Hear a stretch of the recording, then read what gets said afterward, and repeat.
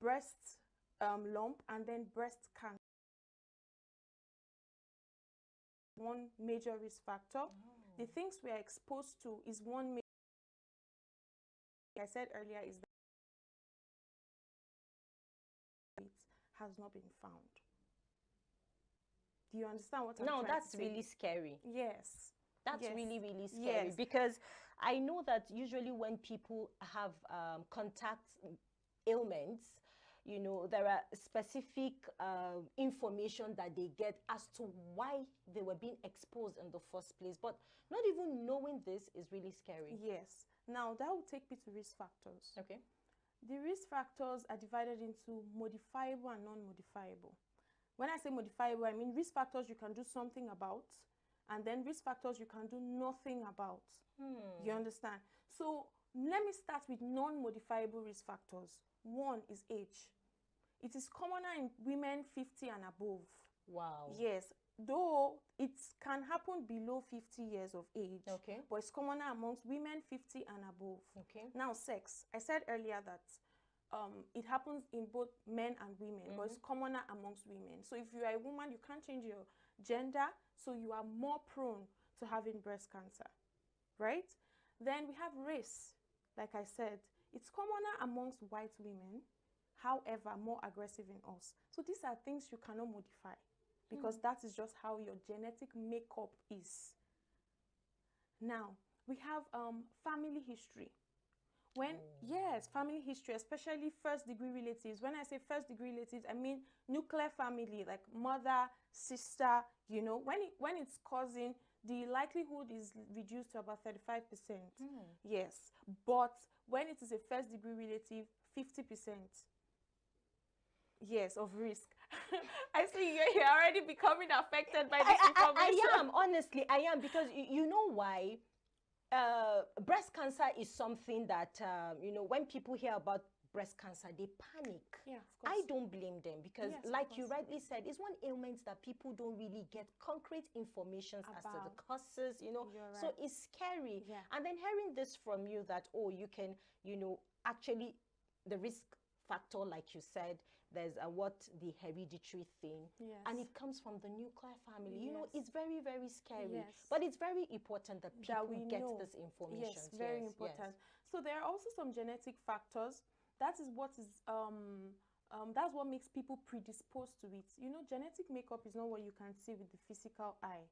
So there are some genes which I won't bug you with, but we have some of them called BRCA1, BRCA2, tumor necrosis factor, TPN, and PTEN. Some of those genes, when some people have it, they are more prone to having breast cancer. So how do people know these genetics in them? Is there a test they need to run? Is there something they need to do? Please talk to us about it. So the thing about it is those things exist, those tests exist, however, not commonly found in our place here. In Nigeria here? Exactly. Wow. So, but then if it's abroad, the genetic testing is almost a normal thing. But here, before you even see molecular laboratories, it's rare to find. You understand? So most times as clinicians, we don't bug people with genetic testing. Okay. There are other things. So I'll talk about the, okay, another non-modifiable risk factor is a previous history. Okay. If one has had a history of breast cancer before, there's an increased risk to have it again.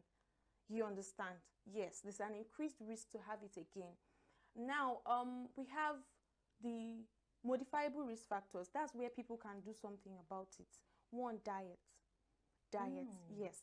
High fat diets. You know, these days there are so many things coming on. Fatty food, they are now like the things that are in vogue. You understand? Get this meat, that meat. Some of these things that have high fat content puts women at a high risk of having breast cancer. Ooh. Obesity is a risk factor that is modifiable because, of course, you can take care of your weight, right?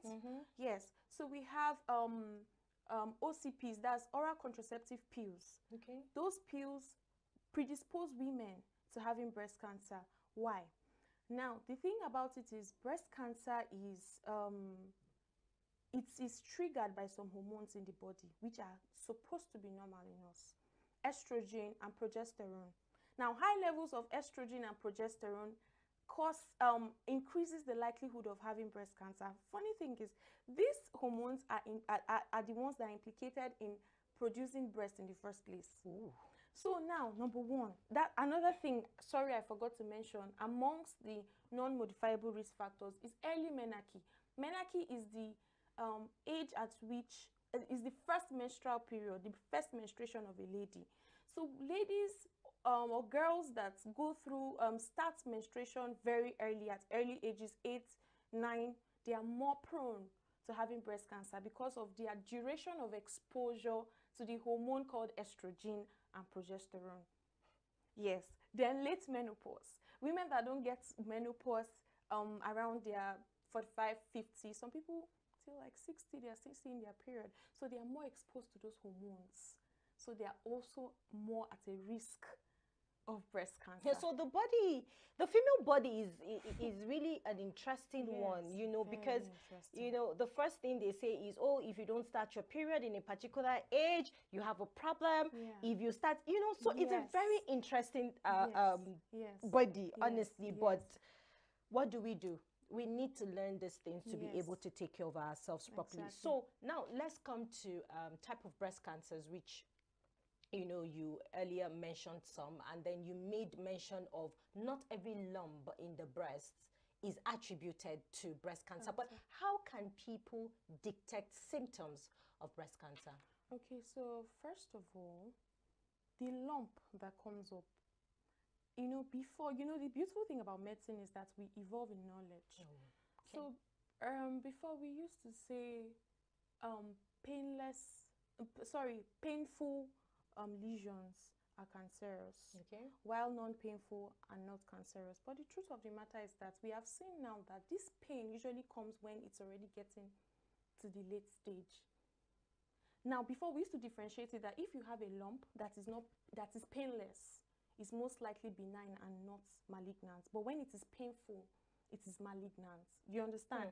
So, but then we've seen nowadays that even people that have benign breast lesions have some pain. And then people that have cancerous, the pain also still comes. So we don't use that to differentiate anymore. So the best thing is, if you notice any breast lump, move to the hospital. If you notice any skin change, darkening, extra darkening of your breast, abnormally, you've never noticed it before, move to the hospital.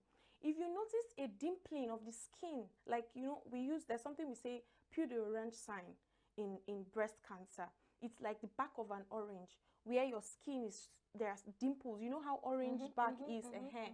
So when you find out that your breast is already showing such signs, there's no need for you to confirm if it's cancer or not in your house.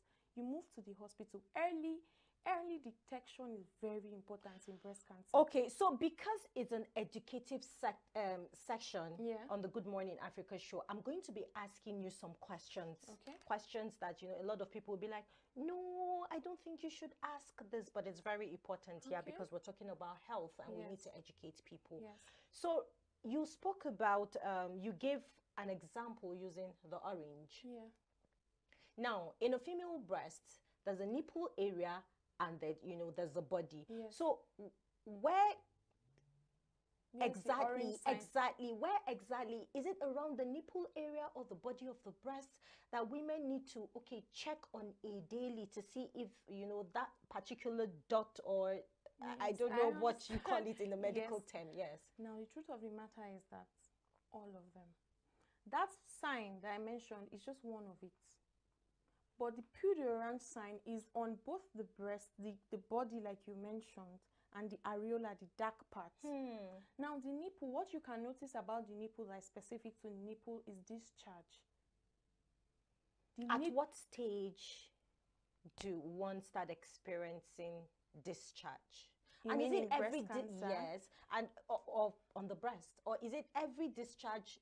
Every breast cancer comes with discharge, or, you know, people can still have some little infection here and there that could, you know, give them discharge and not scare them away that, oh, are you sure I don't have breast cancer already? Now, that's a very good question. So, first of all, when a woman has a discharge, there are sometimes that during ovulatory changes, breasts are fuller, tends to discharge some milk, milk-like substance. Even when that woman is not pregnant? Even when that woman is not pregnant. Okay. But that is an indication for something else. Okay. We call it high prolactin levels. Okay. Prolactin is the hormone that is involved in production of breast milk. You understand? So ideally, when you notice that milk, go to the hospital and be sure that it does not have to do with cancer. You can't sit at home with your body and see something and just assume or be afraid and just stay there. That's the essence of this education we are doing. When you notice it, you should go to the hospital and find out what it is. Because when a woman comes to my clinic and tells me she's having this milky discharge in excess, I would ask her to do a prolactin level first after examining her breast, of course. If I don't find any lump, I'll ask her to do prolactin levels. If it is high, then I'll know what to give her. And if it is not, I'll ask her to do a breast scan. You understand? So that we can find out why it is happening. But you can't sit at home and assume, could it be this? Could it be that? No, that's wrong. That's like giving yourself a self-medication, which at the end of the day, it's not good for you. So are cancer cells present anywhere else in the body apart from the breast? Oh, of course. First of all, breast cancer is abnormal proliferation of the breast cells, right? But breast cancer can metastasize. That's what we call metastasis of cancer lesions. You understand? So it can move from the breast to the lungs. It can even move to the brain. You understand? So that is it. It is not just, it is supposed to be a breast cancer, but in complicated stages, it can metastasize to other parts of the body. Very common place it metastasizes to is the lungs, the chest. So women come with difficulty breathing, cough. In fact, that is already a bad prognosis. That's a feature of bad prognosis of breast cancer. So when someone is infected with breast cancer, at what stage will he or she, start seeing some very funny changes? Or is it an immediate thing, or, it has to take a week? Okay. Sometimes some people have lump that they ignore for like 2 years, 3 years, and other symptoms will not start.